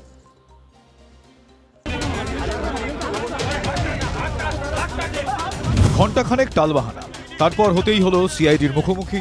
অভিষেক বন্দ্যোপাধ্যায়ের হাতেই সমনের নোটিশ ধরালেন রাজ্যের গোয়েন্দারা। সোমবার বেলা 12টায় ভবানী ভবনে তলব করা হয়েছে তাকে। তারা একটা নোটিশ নিয়ে এসছে, আমি নোটিশটা রিসিভ করেছি এবং তার যা উপযুক্ত ব্যবস্থা আমি আমার আইনজীবীর সাথে কথা বলবো এবং আমাকে যদি কোথাও কোনো সহযোগিতায় দরকার পড়ে, যদি ডাকে আমি যাব। বিধানসভায় বিরোধী দলনেতার পদের জন্য প্রস্তাবে সই জালিয়াতিতে অস্বস্তিতে তৃণমূল কংগ্রেস। তারই তদন্তে এর আগে বিধায়ক নয়না বন্দ্যোপাধ্যায়, কুণাল ঘোষ, তাপস মাইতি, বাহারুল ইসলামদের বাড়িতে গিয়েছে সিআইডি। সূত্রের খবর, এই মামলাতেই এবার তৃণমূলের সেকেন্ড ইন কমান্ডকে নোটিশ ধরালো সিআইডি। তবে তার আগে 1.5 ঘন্টা ধরে কার্যত নাটক চলে হরিশ মুখার্জি রোড ও কালীঘাট চত্বরে। ঘড়িতে তখন দুপুর 1:18। 88A হরিশ মুখার্জি স্ট্রিটের শান্তিনিকেতন বিল্ডিংয়ের সামনে সিআইডি। বেশ খানিকক্ষণ ডাকাডাকির পর বেরিয়ে আসেন সরজিৎ দে নামে ওই বাড়ির এক কর্মী। কিসের কি বাড়িতে আছে? না নেই না স্যার, কেউ নেই বাড়িতে, আমরা কয়েকজন স্টাফ খালি রয়েছে। উনি কোথায় আছেন? না স্যার, একদমই ধারণার বাইরে। আমরা 88-এ হরিশ মুখার্জি। উনি থাকতেন তো এখানটা? না স্যার, উনি এখানটা থাকেন, আবার কখনো আসেন, কখনো পার্টি অফিসে থাকেন, কোনো ঠিক না। সিআইডি যখন শান্তিনিকেতন বাড়ির সামনে, তখন তৃণমূলের সর্বভারতীয় সাধারণ সম্পাদক ছিলেন বেলেঘাটায় 35 নম্বর ওয়ার্ডের নিহত দলীয় কর্মীর পরিবারের সঙ্গে দেখা করতে। বেলেঘাটা থেকে সরাসরি কালীঘাটের বাড়িতে চলে যান অভিষেক বন্দ্যোপাধ্যায়। রাজনৈতিক এগুলো নিজেদের স্বার্থ রয়েছে, সে কারণে অপব্যবহার, ক্ষমতার অপব্যবহার যদি কেউ করে, ক্ষমতায় বেশি দিন তারা টেকে না। কাটায় কাটায় দুপুর 2:25 অভিষেকের কালীঘাটের বাড়িতে পৌঁছে যান রাজ্যের গোয়েন্দারা। না, স্যারকে পার্সোনালি নিতে হবে। হ্যাঁ স্যার, এইখানে এসছি, আমরা সামনেই আছি। যদি মনে করেন যে সাহেবের হাতেই দেবেন, তাহলে একটুখানি অপেক্ষা। কিছুক্ষণ অপেক্ষার পর বাইরে বেরিয়ে আসেন অভিষেক, তার হাতে নোটিশ ধরান গোয়েন্দারা। নোটিশ দিয়েছে, সেটা হ্যান্ড ডেলিভার্ড করতে হতো বলে ওরা অন্য কারোর কাছে দেয়নি। আমি 7 বছর ধরে কোথায় থাকি সেই তথ্য তাদের কাছে নেই। এরপর সিআইডির আধিকারিকরা যান কালীঘাট থানায়। সেই সময় গোয়েন্দাদের আরেকটি দল পৌঁছয়ে বিধায়ক কুণাল ঘোষের সুকিয়া স্ট্রিটের ফ্ল্যাটে। তারা যে বিষয়ে আমায় প্রশ্ন করেছেন, আমি তদন্তে পূর্ণ সহযোগিতা করেছি। আমার ধারণা তারাও যথেষ্ট সন্তুষ্ট। ওদের দলের অনুপস্থিত বিধায়কদের সই কে করলো, কেন করলো? সাংঘাতিক অপরাধ, যা ভারতবর্ষে কখনো হয়নি। তৃণমূল হেরেছে, সরকার বদলে গিয়েছে, কিন্তু দুর্নীতির দমক থামেনি। বিধানসভায় সই জালিয়াতির তদন্ত সেই দিকেই ইঙ্গিত করছে। Bureau report, TV9 Bangla. কাউকে বিদায় জানাতে হলে আমরা হাত নেড়ে বলি টাটা। 2008 সালে রতন টাটাকেও টাটা করে দিয়েছিল তৃণমূল কংগ্রেসের কায়েমি রাজনীতি। কিন্তু বিজেপি আমলে টাটা মানে আর বিদায় করা নয়, টাটা মানে স্বাগত জানানো। বিজেপির রাজ্য সভাপতি অঙ্গীকার করলেন পশ্চিমবঙ্গে tata ফিরবেই। Today's religion is democracy and today's politics is development. বাংলার শিল্প বিমুখ তকমা মুছে ফেলতে চায় বিজেপি। শুক্রবার বণিক সভার এক অনুষ্ঠানে স্পষ্ট করে দিলেন শ্রমিক ভট্টাচার্য। যারা এখানে বিজনেস করছেন, যারা এখানে ইনভেস্টমেন্ট বাড়াতে চান, যারা এখান থেকে চলে গেছেন, তাদের সকলকে আবার নতুন করে বাংলায় ফিরিয়ে আনার দায়িত্ব শুধু সরকারের নয়, সে দায়িত্ব আপনাদের। যারা চলে গিয়েছেন বলে যে টাটাকেই বোঝাতে চেয়েছেন, সেটা বোঝা গেল শ্রমিক ভট্টাচার্যের পরবর্তী মন্তব্যে। নাম না করে মমতা বন্দ্যোপাধ্যায় সিঙ্গুর আন্দোলনকে কটাক্ষ করলেন। একটা সরকারের নির্বাচিত জনপ্রতিনিধি, সরকারি দলের সাংসদ সিঙ্গুরে দাঁড়িয়ে যদি আবির খেলে ভিক্টরি সাইন দেখায়, তারপরে ভারতবর্ষ নয় পৃথিবীর কোন জায়গা থেকে এখানে ব্যবসা আসবে, আসা সম্ভব না। সিঙ্গুর মানে যে টাটা, সেটা আরও স্পষ্ট করে দিয়েছেন বাংলার বিজেপির রাজ্য সভাপতি। সোশ্যাল মিডিয়ায় শ্রমিক ভট্টাচার্য লিখেছেন, 2008 সালের 3রা অক্টোবর সিঙ্গুর থেকে বাংলা ছাড়তে বাধ্য হয়েছিল টাটা। আক্ষেপ নিয়েই বাংলা ছেড়েছিলেন প্রয়াত শিল্পপতি রতন টাটা। আজ বাংলার মানুষ সেই ক্ষত ভুলতে পারেনি, কারণ শিল্প চলে গেলে শুধু একটি কোম্পানি যায় না, হারিয়ে যায় হাজার হাজার চাকরি, থমকে যায় উন্নয়ন, অন্ধকার নামে যুব সমাজের ভবিষ্যতের ওপর। বিজেপি বিশ্বাস করে বাংলার উন্নয়নের একমাত্র পথ শিল্পায়ন, তাই বাংলায় আবার টাটাকে ফেরানোর দায়িত্ব নিয়েছে বিজেপি। আমরা যে কোনো মূল্যে পশ্চিমবঙ্গে হেভি ইন্ডাস্ট্রি চাই। আমরা যে কোনো মূল্যে পশ্চিমবঙ্গের ট্যুরিজম সেক্টরের একটা বড় মাপের পরিবর্তন আনতে চাই। ক্ষুদ্র ও মাঝারি শিল্পের পরিসংখ্যান দিয়ে কলার তোলা নয়, চপ ভাজাকে শিল্প বলে চালিয়ে দেওয়া নয়, ললিত কলার সঙ্গে শিল্পকে গুলিয়ে দেওয়া নয়। বিজেপি শিল্প বলতে সেটাই বোঝে যাতে কর্মসংস্থান হয়, অর্থনীতি এগোয়, মানুষের রোজগারের ব্যবস্থা হয়। সেটাই বুঝিয়ে দিলেন বিজেপির রাজ্য সভাপতি। Bureau report, TV9 Bangla. 2008 থেকে 26 বাংলার রাজনৈতিক বিতর্কে বারবার ঘুরে ফিরে এসেছে টাটা বিদায় প্রসঙ্গ। এবার টাটাকে ফিরিয়ে আনার অঙ্গীকার করছে বিজেপি। যে সিঙ্গুর একসময় জমি রক্ষায় আন্দোলনে নেমেছিল, সুবিধাবাদী রাজনীতির স্বরূপ চিনতে পেরে সেই সিঙ্গুরই এখন শিল্প চাইছে। 90% তৈরি হয়ে যাওয়া টাটাদের 1 লাখি গাড়ির কারখানা নিমেষে ধ্বংস হয়েছিল ডিনামাইট চার্জ করে। তারপর বহু জল গড়িয়েছে। তৃণমূল আমলেই এখান থেকে কৃষকদের দাবি তুলেছিলেন, বা কৃষকরা দাবি তুলেছিলেন যে এখানে আবার টাটাকে ফিরিয়ে আনা হোক। কিন্তু আইনি জটিলতা, জমি সংক্রান্ত জটিলতার কারণে টাটাদের আর ফেরানো সম্ভব হয়নি। আমরা তো চাই, আমরা তো প্রথম দিন থেকে আমরা বলে এসেছি যে সিঙ্গুরে কৃষক জমি ফেরত পেয়েছে, কিন্তু জমি তার ফসল ফেরত পায়নি, কারণ সিঙ্গুরের জমির চরিত্র বদল হয়ে গেছে। সিঙ্গুর থেকে টাটাদের বিদায় শুধু বাংলার রাজনীতি নয়, বাংলার শিল্প নয়, বাংলার সংস্কৃতিতেও দগদগে ক্ষত। এখনো বাঙালির চোখে ভাসে রতন টাটার ভেঙে পড়া শরীরী ভাষা, যখন তিনি টাটাকে বাংলার বাইরে নিয়ে যাওয়ার ঘোষণা করেছিলেন। একসময় মমতা বন্দ্যোপাধ্যায় দাবি করেন তিনি নাকি টাটাদের তাড়াননি। কেউ কেউ বাজে কথা বলে বেড়াচ্ছে, আমি টাটাকে তাড়িয়ে দিয়েছি, টাটা চাকরি দিচ্ছে। আরে টাটাকে আমি তাড়াইনি, সিপিএম তাড়িয়েছে। আপনারা লোকের জমি জোর করে দখল করতে গেছিলেন, আমরা জমি ফেরত দিয়েছি। 15 বছরের সময়কালে মমতা বন্দ্যোপাধ্যায়কে তাড়া করে বেরিয়েছে টাটা বিতর্ক। 2026-এর ভোট যুদ্ধে নামার আগে বারবার বিজেপির তরফে প্রচার করা হয়েছে টাটাকে বাংলায় ফিরিয়ে আনা হবে। কার্যকর্তা হিসেবে ভারতীয় জনতা পার্টির সরকার এলে টাটাকে ফুলে মালায় শঙ্খ বাজিয়ে এই রাজ্যে আনবে বিজেপি। বিনিয়োগ হবে, কর্মসংস্থান হবে, এই রাজ্যে নতুন দিগন্ত উন্মোচিত হবে। বিজেপির রাজ্য সভাপতি শ্রমিক ভট্টাচার্য টাটাকে ফিরিয়ে আনার ঘোষণার পর সিঙ্গুর কি বলছে? বিজেপি ক্ষমতায় আসার আগে বারবার তারা প্রতিশ্রুতি দিয়ে দিয়েছিলেন। সিঙ্গুরে এসে প্রধানমন্ত্রী নরেন্দ্র মোদীও দাবি করেছিলেন, রাজ্যে শিল্পায়নের বার্তা দিয়েছিলেন। বিজেপি নেতৃত্ব অর্থাৎ রাজ্য বিজেপি নেতৃত্ব দাবি করেছিল যে বিজেপি ক্ষমতায় এলেই সিঙ্গুরে হবে শিল্প এবং শিল্প স্থাপনে তারা উদ্যোগী হয়েছে। ইতিমধ্যেই শ্রমিক ভট্টাচার্য বার্তা দিয়েছেন, আর এই বার্তার পরেই কিন্তু খুশির হাওয়া বইছে সিঙ্গুরে। যেভাবেই হোক এখানে টাটাকে আবার ফেরালে সবচেয়ে বড় খুশি হব আমরা সিঙ্গুরবাসীর তরফ থেকে। যদি এখানে এই বন্ধা জমি যেটা শ্মশানে পরিণত হয়েছে সেটা যদি ব্যবহার যোগ্য হয়, সেটা যদি শিল্প হয়, তাহলে আমাদের থেকে খুশি কেউ হবে না। আমরা দুহাত তুলে টাটাকে স্বাগত জানাবো। আবার এখানে টাটা হবে, টাটা হবেই। এর থেকে এই যে মানুষ আজকে অন্নপূর্ণা ভান্ডারের থেকে মানুষ খুশি হবে এই টাটা শিল্প যদি আবার আসে। আমরা খুব খুশি সিঙ্গুরবাসী, টাটা আসছে, এর থেকে বড় খুশির আর কিছু নেই। যখন 1 লাখি গাড়ি এখানে তৈরি কারখানার যে চমক টাটারা দিয়েছিল, এবার কি কোনো চমক দিতে চলেছেন তারা? কানাঘুষো চলছে, এই কারখানার মাঠেই টাটাদের ফিরিয়ে আনা হবে এবং তৈরি করা হবে 60,000 টাকার দামের বাইক। যদিও বিজেপির রাজ্য সভাপতির দাবি সিঙ্গুরে জুয়েলারি হাব হবে। আমরা সেখানে ইন্ডাস্ট্রিয়াল হাব তৈরি করব, মানে ইমিটেশন জুয়েলারি বা সেমি প্রেসাস জুয়েলারি যেটা তৈরি, সেখানে প্রায় 2,500 কোটি টাকার টার্নওভার আছে। তাদের পাশে সরকার দাঁড়াবে, সেখানে একটা হাব তৈরি হবে। এখানে একটা জুয়েলারি হাব হবে, মানে লাইক বোম্বে যেরকম সিপস এরকম একটা ফ্যাক্টরি হবে। তো এখানে জুয়েলারির যারা কাজকর্ম করে তাদেরও কর্মসংস্থানটা হবে, তাদেরও আর্থিক রোজগার বাড়বে। এখানে হলে আমাদেরই তো খুদ জমি আছে, আমাদের চাষই করতে পারি না। আমাদের এখানেই বাড়ি, আমাদের জমি আছে এখানে মাঠে, আমরা তো দিয়েছিলাম তো টাটাতে। আলোচনার স্তরে রয়েছে, সরকার বাদবাকি কাজ করছে। নিঃসন্দেহে সেটা একটা ভুল মেসেজ গিয়েছিল সেদিন।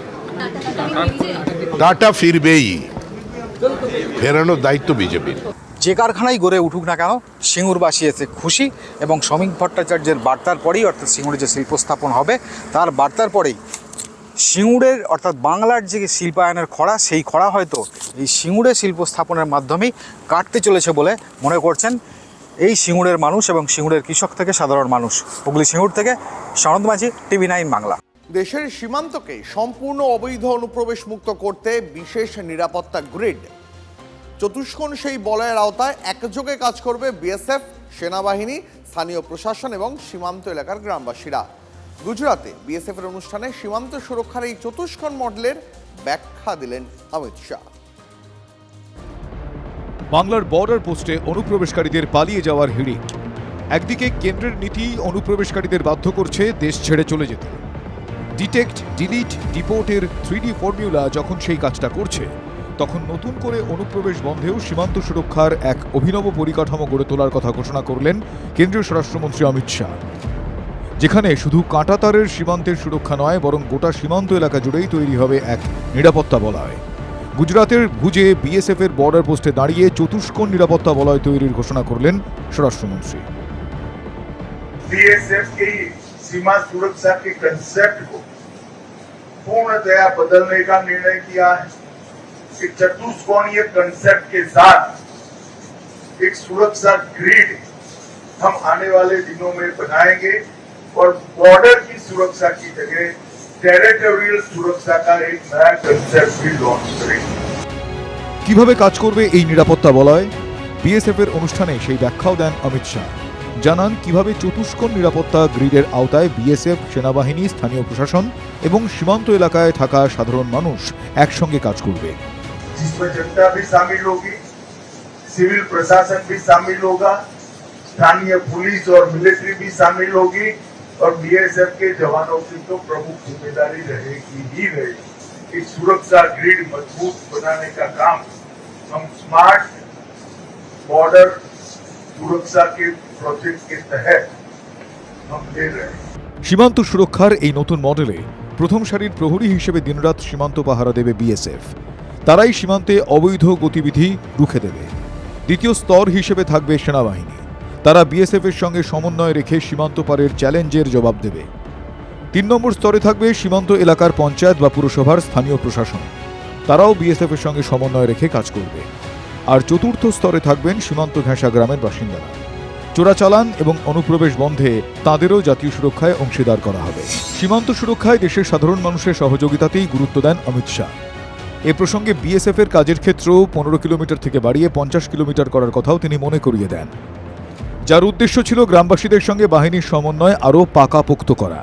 কারণ সীমান্তকে সম্পূর্ণ অনুপ্রবেশ মুক্ত বা জিরো ইনফিল্ট্রেশন করতে চতুষ্কোণ গ্রিডের সমন্বয় হবে তুরুপের তাস। স্মার্ট বর্ডার সিকিউরিটি মানে শুধুমাত্র প্রযুক্তিগত উন্নয়ন নয়, চিরাচরিত ধ্যান ধারণা বদলে ফেলে শুধুমাত্র বিএসএফ নয়, স্থানীয় মানুষ, স্থানীয় প্রশাসন, সেনাবাহিনীর সহযোগিতা নিয়ে প্রতি মুহূর্তে সীমান্ত নিরাপত্তা সুনিশ্চিত করাই আগামী দিনে হবে মূল লক্ষ্য। নয়াদিল্লি থেকে ক্যামেরায় অনুদীপ শর্মার সঙ্গে জ্যোতির্ময় কর্মকার, TV9 বাংলা। মাছ চোর, বরুণ সরকার মাছ চোর।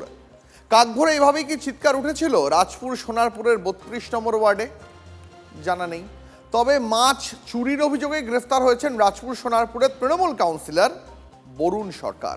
এবার শওকত মোল্লা একটু স্বস্তি পেতে পারেন, কারণ মাছ চোর অপবাদ জুটেছে আরও একজনের কপালে। লোকে বলছে সব পাখি মাছ খায়, দোষ হয় শুধু মাছরাঙার। মাছ চুরির অভিযোগে ধরা পড়েছেন এক তৃণমূল কাউন্সিলর, নাম বরুণ সরকার।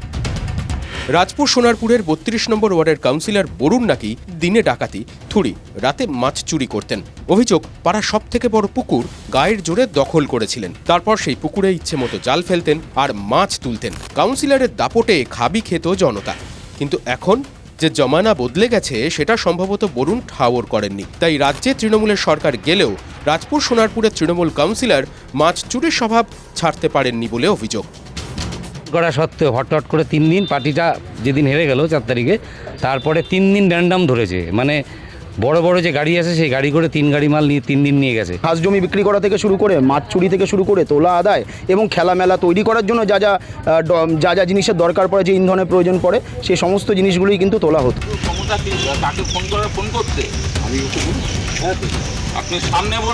পাড়ার লোক পুলিশে খবর দেয়। পুলিশ এসে বিক্ষুব্ধ জনতার হাত থেকে বরুণকে উদ্ধার করে। পরে তাকে গ্রেপ্তার করা হয়।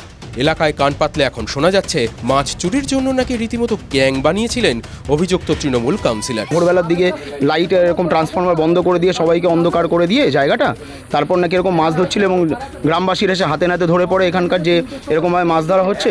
এবং তারপরে সবাই মিলে যখন মারমুখী হয়ে পড়ে, বা ওরা বিরুদ্ধে তো অনেক রকম অভিযোগ ছিল, অনেক রকম লোকের ক্ষোভ ছিল, তো ক্ষোভটা বহিঃপ্রকাশ হয়ে পড়ে এবং সবাই মিলে যখন ওনাকে ধরপাকড় শুরু করে, যে জিনিসটা হাতের বাইরে যেতে থাকে, সেই সময় পুলিশে কেউ খবর দেয়। তখন পুকুরে হাত মাছ মানে ট্রেনে চলে আসে, তো আমরা সবাই 4-5 জন ছিলাম। আমরা বললাম যে এখন মাছ তোলা হবে না, আগে আসুক। আমরা তখন এখানকার কাউন্সিলররাও যে তোমাকে যে চাষ করতে দিয়েছে পৌরসভা থেকে, সেই ডকুমেন্টসগুলো আমরা দেখাও, যদি পৌরসভা সঠিকভাবে তোমাকে চাষ করতে দেয় তাহলে তোমার মাছ তুমি তুলে নিয়ে চলে যাবে।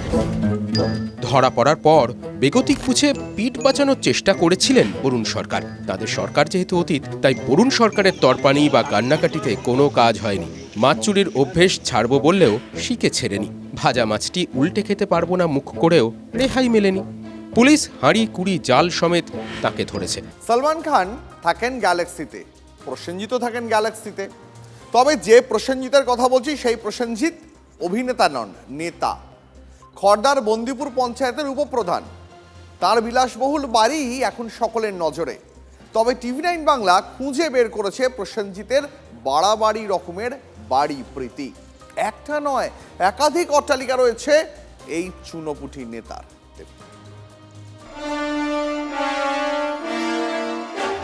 সেই কবে থেকে বঙ্গজীবনের অঙ্গ দুটো লাইন, অতিবার বেরোনা ঝড়ে পড়ে যাবে, অতি ছোট হয়েও না ছাগলে মুড়াবে। 15 বছরের শাসনকালে কথাটা কি ভুলতে বসেছিলেন তৃণমূলের রাঘব বোয়াল থেকে চুনোপুটিরা?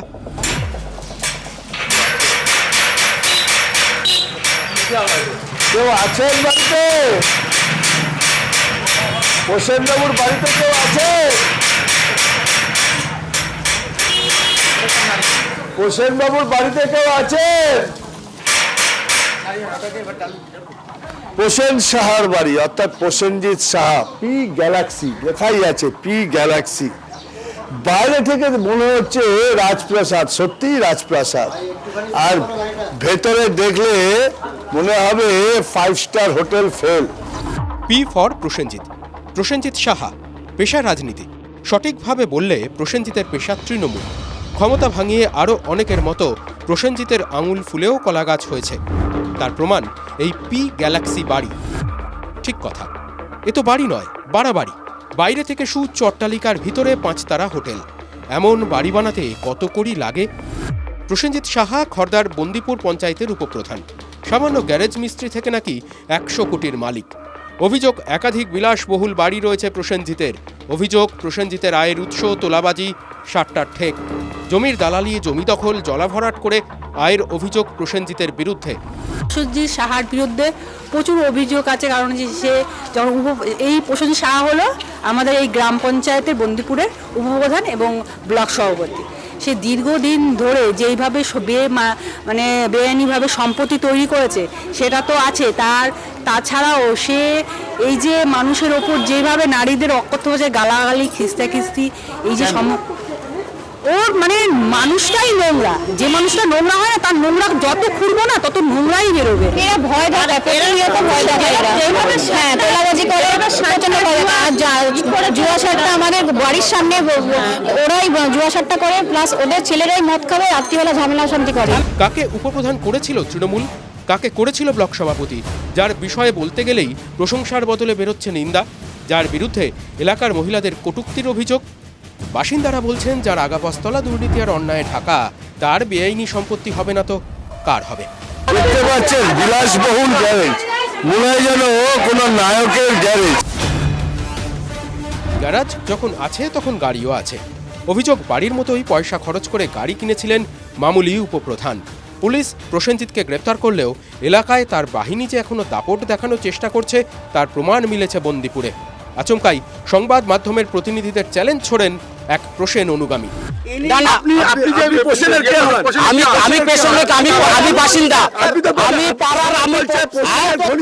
আমি কোনো ঘনিষ্ঠ না। আমাকে কেউ পাঠায়নি, আমার বাড়ি এটা। না না, আমি না না, সব ভুল কথা, ভুল কথা, ভুল কথা। এখানে আমি এখানে আমার বাড়ি তো, যারা অভিযোগ করছে তাতে বিতর্ক এড়ানো গেছে। প্রসেনজিতের মতো আর কত তৃণমূল নেতা এমন বাড়াবাড়ি করেছেন? হিসেব আছে কি? ক্যামেরায় বিশ্বজিতের সঙ্গে অনন্ত, TV9 বাংলা।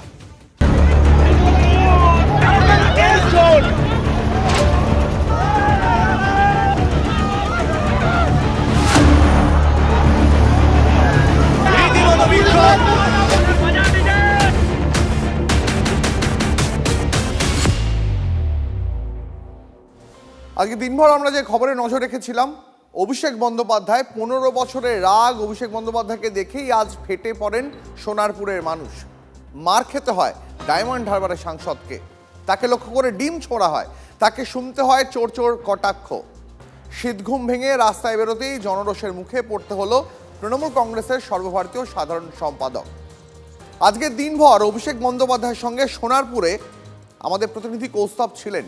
কৌস্তব আমার সঙ্গে এই মুহূর্তে রয়েছেন সরাসরি বেলভিউ নার্সিংহোমের সামনে থেকে, সেই প্রসঙ্গেও আসবো। তবে কৌস্তব, যেহেতু দিনভর অভিষেক বন্দ্যোপাধ্যায়ের সঙ্গে যেভাবে অভিষেক বন্দ্যোপাধ্যায়কে আজকে মার খেতে হলো, তাকে লক্ষ্য করে ডিম ছোড়া হলো, একেবারে সামনে থেকে দেখেছেন সাহসিকতার সঙ্গে গোটা সিচুয়েশনটা আজকে কৌস্তব কভারও করেছে।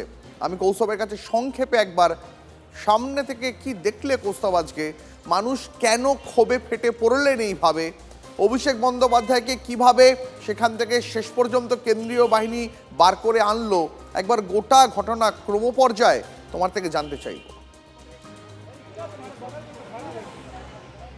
দীপ, রাজনৈতিক পরিমণ্ডলে আজকে কিন্তু একটা কথা বারবার করে কিন্তু আলোচিত হচ্ছে যে অভিষেক বন্দ্যোপাধ্যায়ের যে রাজনৈতিক কেরিয়ার তা হয়তো আজকে থেকেই শুরু হলো। তার কারণ এতদিন পর্যন্ত তিনি রাজনীতি করতেন কিন্তু কখনো ওই মেঠো রাজনীতিতে তাকে সম্মুখীন হতে হয়নি এবং বিরোধী অবস্থায় আজকে এই মেঠো রাজনীতি এবং তারপরে কিন্তু প্রথম দিন তিনি সম্মুখীন হলেন যে পরিস্থিতি, তাতে কিন্তু রাজনৈতিক পরিমণ্ডলে বিশাল চর্চা চলছে।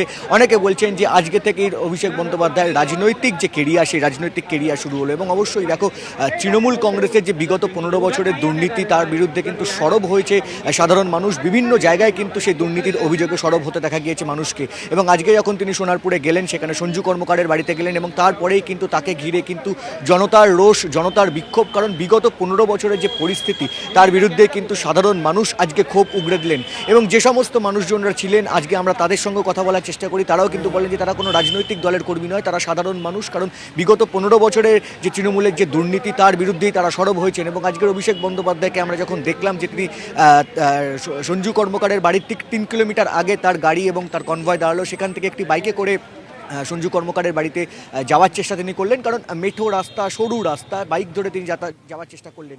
কিন্তু সেই সময় কিন্তু আমরা দেখলাম যে জনতার রোষ কিভাবে তাকে লক্ষ্য করে একের পর এক কটূক্তি উঠে এলো এবং কিভাবে তাকে লক্ষ্য করে অভিষেক আমি আসছি তোমার কৌস্তব, আমি আসবো তোমার কাছে আসবো কৌস্তব। আমরা এই মুহূর্তে পাশাপাশি ছবিগুলো একবার দর্শকদের আরও একবার দেখাচ্ছি। আজকে অভিষেক বন্দ্যোপাধ্যায় তিনি সোনারপুরে যান। সোনারপুরে অভিষেক বন্দ্যোপাধ্যায় যখন পায়ে হেঁটে মেঠো রাস্তা ধরে, যেমনটা কৌস্তব বলছিল যে 1 কিলোমিটার মেঠো রাস্তা, সেই রাস্তা ধরে অভিষেক বন্দ্যোপাধ্যায় যখন হাঁটছিলেন তখন তাকে লক্ষ্য করে ডিম ছুঁড়ে এলো। শুধু ডিম নয়, দুর্ভাগ্যজনক অভিষেক বন্দ্যোপাধ্যায়কে লক্ষ্য করে পাথরও ছুঁড়ে এসেছে। দেখুন সেই ছবিটাও আপনাদের স্লো মোশন দেখাচ্ছে। অভিষেক বন্দ্যোপাধ্যায়কে লক্ষ্য করে পাথর ছোড়া হয়। মাথায় হেলমেট ছিল অভিষেক বন্দ্যোপাধ্যায়ের, তাই বড়সড় দুর্ঘটনার হাত থেকে তিনি বাঁচেন। অভিষেক বন্দ্যোপাধ্যায় তারপর সঞ্জু কর্মকারের পরিবারের সঙ্গে দেখা করেন, কথা বলেন, বাড়ির ভিতরে দীর্ঘক্ষণ ছিলেন তিনি। সেখান থেকে পুলিশের সঙ্গে যোগাযোগ করার চেষ্টা করা হয়। তারপর ঘটনাস্থলে পুলিশ এসে পৌঁছয়, কেন্দ্রীয় বাহিনী এসে পৌঁছয়। কেন্দ্রীয় বাহিনীকে বারবার ভোটের প্রচারে অভিষেক এবং মমতা বন্দ্যোপাধ্যায় নিশানা করেছেন, সেই কেন্দ্রীয় বাহিনীর ঘেরাটোপে অভিষেক বন্দ্যোপাধ্যায়কে বার করে আনা হয়। তারপরে তিনি অ্যাপোলোয় যান, মমতা বন্দ্যোপাধ্যায় তাকে দেখতে আসেন। সেখান থেকে এই মুহূর্তে বেলভিউ নার্সিংহোমে নিয়ে যাওয়া হয় অভিষেক বন্দ্যোপাধ্যায়। আমাদের দুই প্রতিনিধি কৌস্তব, সায়ন্ত, তারা একেবারে ঘটনাস্থলে প্রতিটা মুহূর্ত থেকে আপডেট আজকে দিনভর টিভি9 বাংলা দর্শকদের দেখিয়েছে। ঠিক ঘটনার সময়, অর্থাৎ অভিষেক বন্দ্যোপাধ্যায়ের মাথায় যখন ডিম ছোঁড়া হয়, চাঁটি মারা হয়, পাথর ছোড়া হয়, গোটা সময়টা আমাদের সহকর্মীরা প্রতি মুহূর্তের সমস্ত আপডেট তুলে ধরেছেন ঘটনাস্থল থেকে। দেখব আমাদের দুই প্রতিনিধির প্রতিবেদন।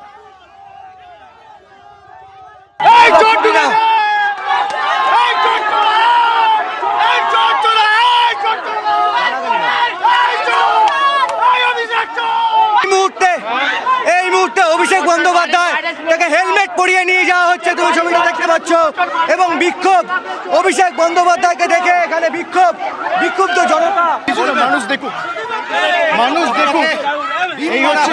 এই হচ্ছে বিজেপি গণতন্ত্রের। দেখো কিভাবে এখানে ডিম ছোড়া হচ্ছে, ছবিটা দেখতে পাচ্ছি, এখানে অভিষেক বন্দ্যোপাধ্যায়কে লক্ষ্য করে এখানে ডিম ছোড়া হচ্ছে, রীতিমতো গায়ে হাত পাচ্ছি বন্দ্যোপাধ্যায়। আপনাকে লক্ষ্য করে এইভাবে ডিম ছোড়া হচ্ছে, মারা হচ্ছে। আমাদের ঘর চালা করেছিস তুই, হ্যাঁ? ভারতবর্ষ থেকে নাম বলতে দিবি না, এত বড় তোর সাহস অভিষেক বন্দ্যোপাধ্যায়। অভিষেক দা, আপনাকে লক্ষ্য করে ডিম ছোড়া হচ্ছে, গায়ে হাত তোলা হচ্ছে, কাদা ছোড়া হচ্ছে। সময় হয়ে গেছে। যেখানে যাচ্ছেন অভিষেক বন্দ্যোপাধ্যায়কে লক্ষ্য করে, অভিষেক বন্দ্যোপাধ্যায়কে লক্ষ্য করে মারা হচ্ছে, ফেলে মারা হচ্ছে। এই সময় অভিষেক বন্দ্যোপাধ্যায়কে লক্ষ্য করে মারা হচ্ছে, ছবিটা দেখো, অভিষেক বন্দ্যোপাধ্যায়কে লক্ষ্য করে মারা হচ্ছে। এই সময় উন্মত্ত জনতা তারা অভিষেক বন্দ্যোপাধ্যায়কে লক্ষ্য করে মারছেন, হেলমেট খুলে তাকে মারা হচ্ছে।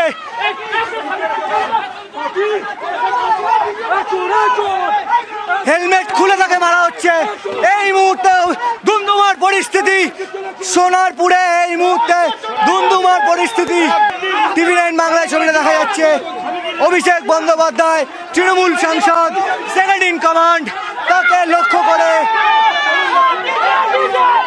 রীতিমতো বিক্ষোভ, ডিম ছোড়া হচ্ছে, কাদা ছোড়া হচ্ছে, মারা হচ্ছে, গায়ে হাত তোলা হচ্ছে, অর্থাৎ কিনা তৃণমূলের দুর্নীতি, বিগত 15 বছর ধরে তৃণমূলের দুর্নীতি, তার প্রভাব সাধারণ মানুষ বিক্ষোভ দেখাচ্ছেন। তৃণমূল হারতেই আমরা দেখতে পাচ্ছি উন্মত্ত জনতা, যারা দীর্ঘদিন ধরে ক্ষোভে ফুঁসছিলেন, দীর্ঘদিন ধরে তৃণমূল জমানার বিরুদ্ধে আওয়াজ তুলছিলেন, এইরকম পরিস্থিতি একেবারে কাদায় পেটান, কাদা ছোড়া হচ্ছে, ধরে মারা হচ্ছে, হেলমেট খুলে মারা হচ্ছে। এটাই বিজেপির গণতন্ত্রের মডেল। ডবল ইঞ্জিন সরকার চেয়েছিল না, ডবল ইঞ্জিনের মডেল। মানুষের বাক স্বাধীনতা নেই, জায়গাটা খারাপ, একটু জায়গায় জায়গায় বিক্ষোভ, উন্মত্ত জনতা। কোনো জনতা নেই, জনতা এখানে। আপনি টিভি দেখান, জনতা এখানে, আপনি দেখান একটা জনতা আমার বিরুদ্ধে বলছে। এরা কারা তাহলে? পুলিশ কোথায়? এরা বিজেপির আপনাদের জানাবো এই মুহূর্তে যে বড় খবর পাচ্ছি আমরা, অভিষেক বন্দ্যোপাধ্যায়কে হাসপাতালে ভর্তি করার দরকার নেই। অ্যাপোলোর পর এবার একই কথা জানালেন বেলভিউয়ের চিকিৎসকেরাও। কোনো গুরুতর আঘাত নেই, পর্যবেক্ষণের পর প্রাথমিক নোটে এ কথা লিখলেন চিকিৎসক। আর একবার জানাবো আপনাদের, অভিষেক বন্দ্যোপাধ্যায়কে হাসপাতালে ভর্তি করার প্রয়োজন নেই, অ্যাপোলোর পর জানালেন বেলভিউয়ের চিকিৎসকরাও। আপনাদের দেখিয়েছি, একটানা দেখাচ্ছি। অ্যাপোলো হাসপাতালে প্রথমে যান অভিষেক বন্দ্যোপাধ্যায়, সেখানে মমতা বন্দ্যোপাধ্যায় পৌঁছে যান, তারপরে অভিষেক বন্দ্যোপাধ্যায়কে অ্যাপোলো থেকে নিয়ে যাওয়া হয় বেলভিউতে। মমতা বন্দ্যোপাধ্যায় তিনি অভিযোগ করেন অ্যাপোলোতে চিকিৎসা সম্ভব নয়, অ্যাপোলোতে চিকিৎসা হচ্ছে না, নিয়ে যাওয়া হয় বেলভিউতে। আর এবার বেলভিউ হাসপাতালও জানালো অভিষেক বন্দ্যোপাধ্যায়কে ভর্তির প্রয়োজন নেই। অ্যাপোলোর পর একই কথা জানালেন বেলভিউয়ের চিকিৎসকরাও। কোনো গুরুতর আঘাত নেই, পর্যবেক্ষণের পর প্রাথমিক নোটে লিখলেন চিকিৎসক। সাধারণ স্যালাইন এবং ইঞ্জেকশন দেওয়া হয়েছে অভিষেক বন্দ্যোপাধ্যায়কে। নিউজ রুমে সরাসরি চলে যাবো এই মুহূর্তে, আমাদের অ্যাসিস্ট্যান্ট এডিটর তন্ময় প্রামাণিক রয়েছেন আমাদের সঙ্গে। তন্ময়দা, ব্যাক টু ব্যাক দুটো হাসপাতাল, প্রথম অ্যাপোলো তারপর বেলভিউ, জানিয়ে দিল অভিষেক বন্দ্যোপাধ্যায়ের কোনো গুরুতর আঘাত নেই। দেখো একেবারেই প্রথমেই যখন অ্যাপোলোতে যায়, ভালো করে ছবিগুলো যদি দেখো, তাহলে সোনারপুর থেকে বেরোনোর পর সেইখানে দীর্ঘ রাস্তা হেঁটে আসেন, হেঁটে এসে গাড়িতে ওঠেন অভিষেক বন্দ্যোপাধ্যায়, তারপর কলকাতার দিকে রওনা দেন, রওনা দিয়ে সোজা ইএম বাইপাস ধরে একেবারে অ্যাপোলো হাসপাতাল, ইএম বাইপাসে যে বেসরকারি হাসপাতাল, গাড়ি থেকে নামেন, নেমে দাঁড়ান, সেখানে একটি হুইল চেয়ার আনা হয়, হুইল চেয়ারে বসেন, এমার্জেন্সির ভিতরে ঢুকে যান। এমার্জেন্সির ইএমও, এমার্জেন্সি মেডিকেল অফিসাররা পর্যবেক্ষণ করেন, তার কাছে জানতে চান, তিনি ঘাড়, পিঠ, কোমর, পেট দেখিয়ে বলেন যে সেখানে ব্যথা রয়েছে। তারপর তারা সমস্ত পর্যবেক্ষণ করে কোনো রকম কোনো কাট ইনজুরি, কোনো রকম রক্তপাত বা কোনো ফাটাফোটা কিছু দেখতে পান না। তারপর তারা তার সঙ্গে কথা বলে তার ব্লাড প্রেশার চেক করেন নর্মাল, তার যাবতীয় পরীক্ষা করে সেখান থেকে তাকে বলা হয় যে ভর্তির কোনো প্রয়োজন নেই। তিনি ভর্তির আবেদন করেছিলেন, চিকিৎসকরা বলেছিলেন বাড়ি থেকে বিশ্রাম নিন। এরপরে তিনি সেখান থেকে বেরিয়ে আসেন, মমতা বন্দ্যোপাধ্যায় গাড়ির ভেতরে ওঠেন এবং সেখানে জামা কাপড়, তার যে ডিম মাখা ছিল সেটা চেঞ্জ করে অ্যাপোলোর জামা কাপড় পরানো হয়, সেই জামা কাপড় পরে গাড়িতে ওঠেন। মমতা বন্দ্যোপাধ্যায় ক্যামেরার সামনে বলেন, বললাম ওরা ভর্তি নিচ্ছে না, আমরা অন্য জায়গায় যাচ্ছি। বেলভিউ কর্তৃপক্ষের কাছে ফোন যায় ভর্তির জন্য, তারপর সেখানে ডাক্তাররা ছুটে আসেন। এই মুহূর্তে আমাদের কাছে যে কাগজপত্র রয়েছে বেলভিউর, সেইখানে স্পষ্ট করে চিকিৎসক লিখেছেন কোনো অ্যাডমিশনের প্রয়োজন নেই। না তাহলে আমার প্রশ্ন, তন্ময়দা ঠিক আমার প্রশ্ন এখানেই, তাহলে অভিষেক বন্দ্যোপাধ্যায় হাসপাতালে ভর্তির জন্য এতটা মরিয়া কেন? দেখো, এটা হতে পারে যে তিনি হাসপাতালে ভর্তি হয়ে তিনি কতটা গুরুতর আহত হয়েছেন, কিভাবে নৃশংস তার উপর আক্রমণ হয়েছে, এই বিষয়গুলো তিনি তুলে ধরতে পারতেন। কারণ তাতে যেটা হতে পারত যে পুলিশের যে রিপোর্ট, আমরা যেটা বলি মেডিকেল রিপোর্ট বা মেডিকেল সার্টিফিকেট এমসি করতে হয় পুলিশে কোনো কমপ্লেন করতে গেলে, এফআইআর করতে গেলে, সেই ক্ষেত্রে ভর্তি থাকলে একটা অ্যাডভান্টেজ থাকে যিনি অভিযোগ করছেন তার দিকে বা তার হয়ে। হয়তো তিনি সেটা চেষ্টা করছেন, অথবা হতে পারে যে তিনি সিম্প্যাথি আদায়ের চেষ্টা করছেন, অথবা হতে পারে যে তার শরীরে চোট রয়েছে, তিনি সেটা বোঝানোর চেষ্টা করছেন এবং চিকিৎসকরা বলছেন ভর্তি নিতে।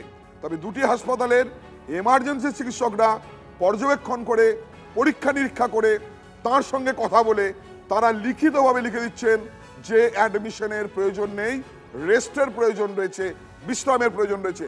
বেলভিউতে আমরা যেটা দেখতে পাচ্ছি সেখানে পরিষ্কার করে লেখা রয়েছে, সেখানে যে কাগজটি এসছে আমাদের হাতে, ডক্টর কাজী শামসুজ্জামান, তিনি এই নোট দিয়েছেন দেখে সেখানে তিনি লিখেছেন যে Dutch not recover any admission, কোনো প্রয়োজন নেই অ্যাডমিশনের, এবং সেখানে পেন কিলার ইঞ্জেকশন প্যান 40 দেওয়া হয়েছে ইঞ্জেকশন, পাশাপাশি নর্মাল স্যালাইন সেটাও তাকে দেওয়া হয়েছে।